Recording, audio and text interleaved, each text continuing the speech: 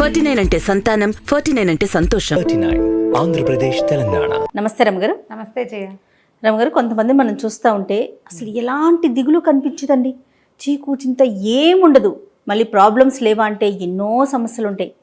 పట్టించుకోరా వీళ్ళు ఎంత అదృష్టవంతులా అనుకోవాలి, కానీ మరీ అసలు ఆలోచనే లేకుండా ఎలా ఉంటారు కదా. ఇళ్లలో వాళ్ళకి ఎంత కష్టమో తెలుసా రమ్మగారు, అలా చీకు చింత లేకుండా హస్బెండ్ కానీ వైఫ్ కానీ ఇద్దరిలో ఒకళ్ళు హస్బెండ్ ఉన్నాడో చచ్చారే ఓయమ్మో కదా. నిష్పూచిగా ఉండే వాళ్ళతోటి చాలా కష్టము. వాళ్ళు ఆలోచించరంటారు రమ్మగారు, అంటే వాళ్ళని బాధించదు మనసు, శాలుగా ఎంతసేపు బాధపడే రకంగా ఉండరు కొంతమంది. అసలు ఎంతసేపు బాధపడద్దు, కనీసం ఆలోచించాలి కదా, అది కూడా ఉండదు. వాళ్ళు ఆలోచిస్తారు, మనకు తెలియదు బహుశా. అంతేనంటారా?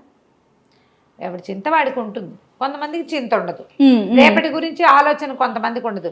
రేపు ఎలాగా, ఎల్లుండేలాగా, అవతల ఎల్లుండేలాగా, పిల్ల పెళ్ళి అయితే ఎట్లా, పెళ్లి కాకపోతే ఎట్లా, పెళ్ళయ్యాక పిల్లలు పుట్టపోతే ఎట్లా, పుడితే ఎట్లా, ఆ ఊరు వెళ్తే ఎట్లా, ఎక్కడికో ఆలోచించేస్తారు. ఆలోచించే వాళ్ళు కొంతమంది, ఏ ఆలోచన లేకుండా ఉండేవాళ్ళు కొంతమంది. దీని మీద ఒక నిర్విచారుడని భలే కథ ఉంది జయ. ఓ చెప్పండి. చాలా బాగుంది, ఇంట్రెస్టింగ్ గా ఉంటుంది. పాత కథ, 50లోది బహుశా, ఏమన్నా 50 అంతే 50స్లోది అనుకో. తర్వాత ఇప్పుడు గుర్తు చేసుకుంటూ ఉండేదాన్ని ఆ కథ నేను, భలే తమాషాగా ఉంటుంది. ఓ రాజుగారు ఉన్నారు, ఈయన రాజ్యం సుభిక్షంగా ఉంది, ప్రజలు శాంతిగా ఉన్నారు, పెద్ద ప్రాబ్లమ్స్ ఏం లేవు. అంటే జనరల్గా రాజ్యంలో ప్రాబ్లమ్స్ అంటే ట్యాక్సులు ఎక్కువైపోవటము, ఏదైనా ఈతి బాధలు, వర్షాలు పడకపోవటము, అకాల వర్షాలు, అకాల మృత్యువులు, అలాంటివి ఏమీ లేవు. రాజుగారికి తను ఉండాల్సినంత సుఖంగా లేనని ఒక ఫీలింగ్. ఓకే, నేను ఇంకా హ్యాపీగా ఉండొచ్చు, కానీ నాకు హ్యాపీగా ఉండటం రావట్లేదు అనుకుంటాడు. ఆయనకు ఒక దిగులు, నాకంటే సుఖంగా ఉండేవాళ్ళు లేరా అని అడుగుతూ ఉంటాడు ఎంతసేపు.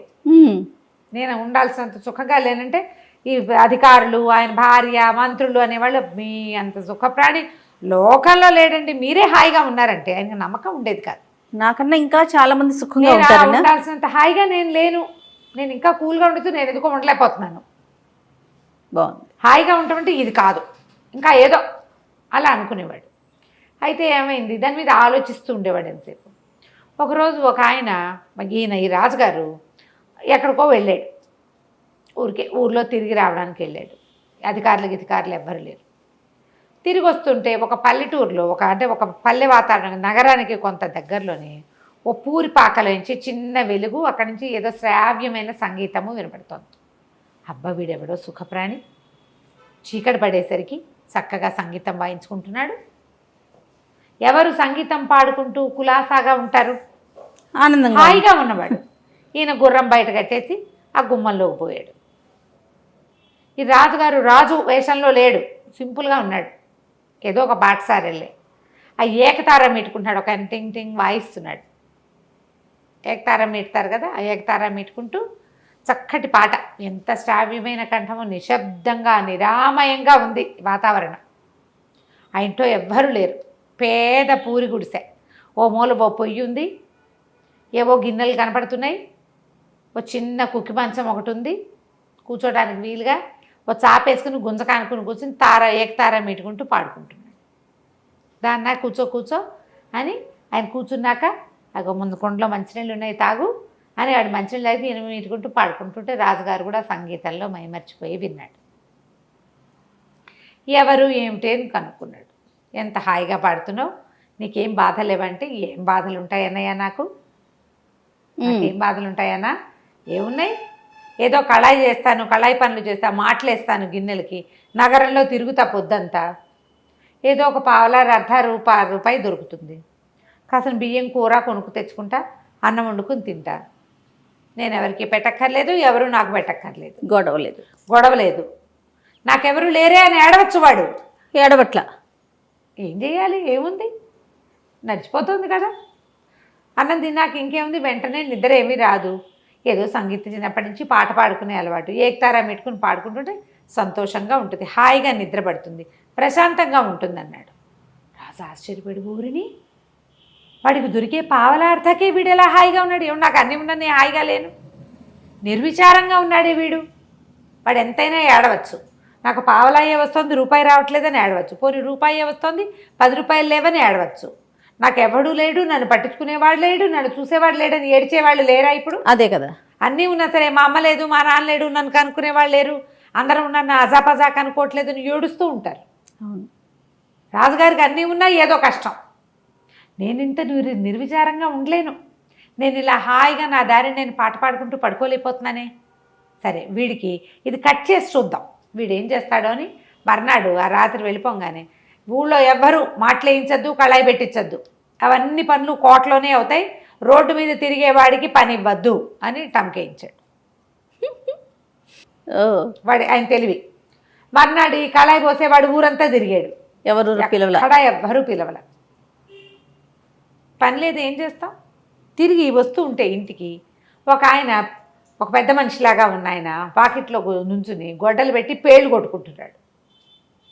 పేళ్ళు కొట్టుకుంటుంటే ఆశ్చర్యపోయాడు. బాబు, ఇంత పెద్దవారు, ఇంత పెద్ద ఇంటి ఓనర్లే ఉన్నారు, ఎందుకండి ఈ పేళ్ల పనులు? నా బొట్టివాడు ఎవరికో కూలివాడికి 10 పావలా ఇచ్చి, ఓ పావలా ఇచ్చి చేయించుకోవచ్చు కదంటే, ఒరే కూలి ఎవరు దొరక్కేనైనా చచ్చినట్టు వేసుకుంటున్నాను, వాన వచ్చేలాగా ఉంది, పేళ్ళు లేకపోతే రాత్రికి అన్నం, రేపు పొద్దుటికి అన్నం ఉండదు, పనివాళ్ళు ఊరెళ్ళారు, ఎవరు లేక చేసుకుంటున్నానంటే, బాబు నాకు ఇవ్వండి, ఆ పావలా ఇస్తే నేను వేసి పెడతా బాబు అని చకచకా పేళ్ళు కొట్టేసి అవన్నీ కట్టకట్టి వంటింట్లోకి చేర్చి వాళ్ళకి ఆయన పావలా ఇచ్చి ఓ గ్లాసెడ్ గంజిస్తే గంజి తాగి పావలా 10 రూపాయలు తెచ్చుకున్నాడు. వచ్చేటప్పుడు ఒక గుప్పెడు బియ్యం, ఓ సోల్డ్ బియ్యము, ఒక తాటుకూర తెచ్చుకున్నాడు. అన్నం వండు తినేసాడు. అయిపోయి ఆ రోజు ఏకతారం పెట్టుకుంటున్నాడు. రాజుగారు ఇవాళ వీడికి తిండి దొరుకుండదు, వాడు అడుక్కునేవాడు కాదు, పని చేసుకుని బతికేవాడు. ఏం చేస్తున్నాడో చూద్దామని రాత్రి 9 అయ్యేసరికి తయారయ్యాడు. వీడు టింగ్ టింగ్ టింగ్ టింగ్ అని పాడుకుంటున్నాడు. ఎవడెవ్వడి వాడు ఈ జీవుడు, ఎవరికి ఏమవుతాడు ఈ జీవుడు అనుకుంటూ. రాజు ఆశ్చర్యపోయాడు. ఓరిని అని మళ్ళీ వెళ్ళాడు లోపలికి. వెళ్తే నాయనా బాగున్నావా అన్నాడు. ఆ బాగున్నాను, ఇవాళ ఏం పని చేసావు అని అడిగాడు. అంటే ఏముంది పని చేయడానికి, ఎవరు కళాయికి మాటకి పిలవలేదు, సాయంకాలం వస్తుంటే ఎవరో పేళ్ళు వేసుకుంటూ కనపడ్డారు, చేసి పెట్టాను అన్నాడు. అయితే అప్పటి నుంచి రాజుగారు ఆశ్చర్యంగా ఉంది ఆయనకి. వెళ్ళిపోయాడు. రోజు పేళ్ళు వేసుకునే బతకడం మొదలుపెట్టాడు. ఊరంతా తిరిగి ఎవరికైనా కట్టిపేళ్ళు కొట్టి పెట్టాలమ్మా, ఏదైనా బరువు పని చేయాలా అని హాయిగా రోజు తెచ్చుకుంటాడు. అందుకుముందు మొదటి రోజున ₹1 వచ్చింది, తర్వాత నుంచి రూపాయి రావటం మొదలైంది.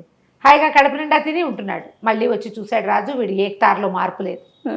ఈయనేమంటున్నాడు, వీడు కాయ కష్టం చేయటం వల్ల వీడు నిర్విచారంగా ఉన్నాడు, వీడి కష్టం కట్ చేద్దాం అనుకున్నాడు రాజు. మర్నాడు ఏం చేశాడు, 10 రోజుల తర్వాత ఒక సైనికుల్ని పంపించి, నీకు భటుడు ఉద్యోగం ఇస్తున్నాం, కోటకు పిలిపించారు, భటుడు ఉద్యోగం ఇస్తున్నాము, ఉద్యోగంలో చేరమన్నారు. అనేసరికల్లా ఈ నిర్విచారుడు అన్నాడు, ఎందుకండి నాకు పొట్ట బాగానే గడిచిపోతుంది, నాకు ఉద్యోగం అవసరం లేదు బాబయ్య, హాయిగా గడిచిపోతుంది, నేను సుఖంగా ఉన్నాను అంటే వాళ్ళు ఒప్పుకోవాలి. దేవుడి నుంచి నీకు ఉద్యోగం ఇవ్వమని ఆర్డర్ వచ్చింది, నువ్వు ఉద్యోగం చేయవలసిందే, ఇదిగో బట్టలు అని భటుడి బట్టలు ఒక కత్తి ఇచ్చారు. కాదంటాని వీలేదు, రాజాజ్ఞ. సరే ఏం చేశాడు, ఆ భట్టుడు బట్టలు వేసుకుని ఆ కత్తి పుచ్చుకుని వచ్చి నుంచున్నాడు. ఇక్కడ ఎక్కడో కాపలాగా ఏమంటారు, డ్యూటీలు వేస్తారుగా అక్కడ ఇక్కడ అని. 2-3 రోజులకి వాడికి తెలిసింది. అంతకుముందు ఏదో బియ్యం పప్పు ఉంటే వండు తిన్నాడు. 2-3 డేస్కే వాడికి అర్థమైంది, ఇదేంటి నెల జీతం, రోజు పావలా అర్ధం రాదు, దినబత్తెని రాదు, నెల అయ్యాక జీతం ఇస్తారు, ఈ నెల రోజులు తిండెట్లా? వీడేం చేస్తాడో చూద్దామనే రాజు ఎత్తు. ఏం చేశాడు, ఒక కమ్మరాయన దగ్గరికి వెళ్ళి, రాజుగారు తన కత్తి ఇచ్చారు కదా, ఈ సైనికులకి కత్తిస్తారు, ఒక వర కత్తి ఉంటాయి, ఆ కత్తిని కుదవబెట్టాడు ఆయన దగ్గర. కుదవబెట్టి వ్యాపారి దగ్గర ఆయన ఏం చేస్తాడంటే, వ్యాపారి కత్తులు వాళ్ళకి వీళ్ళకి రెంట్కి ఇస్తాడు. తనకి దినవారీ ఓ పావలా వచ్చేలాగా ఏర్పరచుకున్నాడు. ఆ పావలాతోటి ఒక గుప్పెడు బియ్యం కొనుక్కుంటాడు, ఏదైనా ఒక కూర కొనుక్కుని వంట చేసుకుంటాడు. ఈ ఊర ఖాళీగా ఉంది. మొదట్లో 2 రోజులు తెలియదు, 3వ రోజు పరకాయించి చూస్తే ఎవరికైనా తెలిసిపోతుంది. అందుకని ఏం చేశాడు, ఒక వడ్రంగి స్నేహితుడు ఎవరో తెలిసిన వాడు ఉంటే, అన్న ఇందులో పట్టేందుకు ఒక కత్తి చేసి పెట్టమని చేయించుకున్నాడు. బయట నుంచి చూస్తే పిడి ఉంటుంది, కత్తి ఉందనే అనుకుంటారు, కానీ అది కొయ్య కత్తి. తెలివితేటలు చూడండి. 4 రోజులు గడిపేశాడు. 20 రోజులు గడిచింది, 25 రోజులు. రాజుగారికి ఆశ్చర్యం వేసింది. ఓ రోజు రాత్రి వచ్చాడు చూద్దామని. వీడు టింగ్ టింగ్ వాయించుకుంటున్నాడు, పాడపాడేస్తున్నాడు నిర్విచారంగా. రాజు ఆశ్చర్యపోయాడు, ఎట్లా వీడు చేస్తున్నాడు, ఇప్పుడు వెళ్ళి అడగలేడు. అందుకని ఏం చేశాడు, ఓహో వీడు ఊరికే సైనిక వృత్తి ఇచ్చాం వీడికి, వాడు అక్కడ ఇక్కడ ఊరికే ఉంచుంటాడు పారా హుషారు అనుకుంటూ. వీడికి పెద్ద పని చెప్పాలి. రక్తం చూడలా వీడు, ఆ. వీడు యుద్ధ సైనికుడు కాదు, వీడికి నెత్తురు చూపించాలి. వీడికి అప్పుడు వీడి సుఖమంతా పోయి భయం వేస్తుంది వాడికి. అసలు అంత కక్ష ఏంటో రాజుకి తనకంటే వాడు హాయిగా ఉన్నాడనే విషయాన్ని ఓర్చుకోలేకపోతున్నాడు. రాజే. మనమైనా అంతే కదా జయ, మనకంటే అవతల వాళ్ళు హాయిగా ఉన్నారని అనిపిస్తే ఆ. మంటగా ఉండదా? కానీ అలా కక్ష సాధిస్తారా? మనకు అవకాశం లేదు, రాజుకి అవకాశం ఉంది. ఏదైనా అనవా జయ మనం, వాళ్ళకేంటి అంటాం. సాధారణ మొహం మీద రమ్మ కూడా గారు. ఈ డ్రెస్ ఎంత నచ్చినా సరే ఈ డ్రెస్ నీకు సూట్ కాలేదు, అలా ఉంటే బాగుండేది, ఇందులో ఈ పువ్వు లేకపోతే బాగుండేది, ఏదో ఒక వంక ఎత్తుతారు. ఓర్చుకోలేనితనం ప్రతి మనిషికి ఉంటుంది. 100% ఉంటుందండి. అవకాశం వచ్చినప్పుడల్లా ఆవిడ అట్లా ఇట్లా వేరే ఒక రూపంలో అయినా అనేసి ఆ కక్ష తీర్చేసుకుంటూ ఉంటారు. రైట్. మనుషులు కదా, మనుషులకు అలాంటివే ఉంటాయి భావాలు. వాటిని అరిషడ్ వర్గాన్ని జయించలేం మనం. అస్సలు. రాజుగారు అసలు జయించలేము. ఏం చేశాడు, మర్నాడు ఒక ఖైదీకి ఉరిసి ఇది ఉంది, మెడకోసేయాలి వాడిది, ఏమనాలి దాన్ని, ఊరి శిక్ష, తల ఉత్తరించటం, నరకటమే. మెడ నరకటం తలారి పని. ఆ తలారికి చెప్పాడు, ఫలానా ఒక సైనికుడు ఉన్నాడు నిర్విచారుడు, వాడి చేత ఈ పని చేయించమన్నారు. అతను మెడొత్తరించే పని వాడికి చెప్పమన్నారు. అక్కడి నుంచి వీడిని పిలుచుకుపోయారు.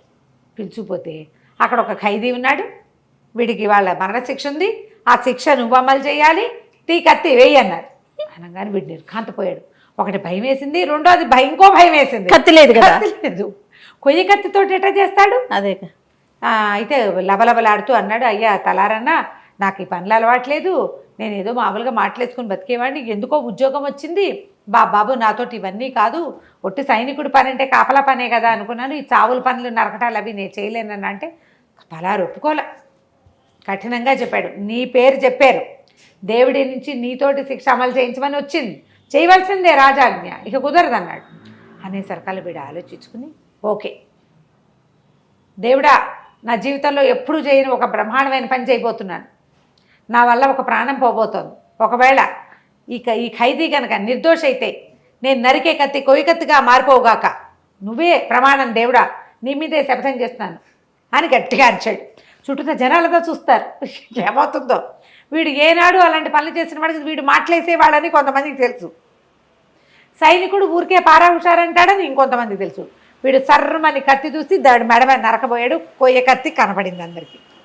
ప్రజలంతా కేకలు పెట్టారు, నిర్దోషి నిర్దోషి నిర్దోషి అని. మ్యూజిక్ ఏం రాలేదు, అని మ్యూజిక్ వస్తుంది, ఇక్కడ ఏమీ రాలే. కత్తి మాత్రం కొయ్య కత్తిగా మారిపోయింది. పిడి రాజుగారు ఇచ్చిన కత్తి పిడే, అదే కదా, కత్తి మాత్రం కొయ్య కత్తి. తలారి కూడా నిర్ఘాంతపడి, ఇదేంటి విచిత్రం, ఎప్పుడూ చూడలేదే, వీడు మహామహిమాన్వితుడిగా కనబడ్డాడు జనాలందరికీ. పరిగెత్తుకుంటూ పోయి రాజుగారికి చెప్పారు, వాడు నిర్దోషండి, వాడి నిర్దోష ఏంటి, అంతా విచారించాం, వాడు నిర్దోష కాదు, వాడు దోషి, వాడు 5 హత్యలు చేశాడు, దారి దోపిడీ దొంగ వాడు అంటాడు రాజు. జడ్జిని పిలిచారు, మంత్రిని పిలిచారు, అందరూ వాడు దొంగ వాడు హంతకుడు అంటే కత్తి కొయ్య కత్తిగా ఎలా మారిపోయింది? ప్రజలు ఒప్పుకోవటాల, నిర్దోషికి శిక్షిస్తారా? మేము చూస్తుండగానే కత్తి కొయ్య కత్తిగా మారిపోయింది. కేకలు పెట్టేసి జనాలంతా క్యాండిల్ ర్యాలీ లాంటిది చేయటం మొదలుపెట్టారు.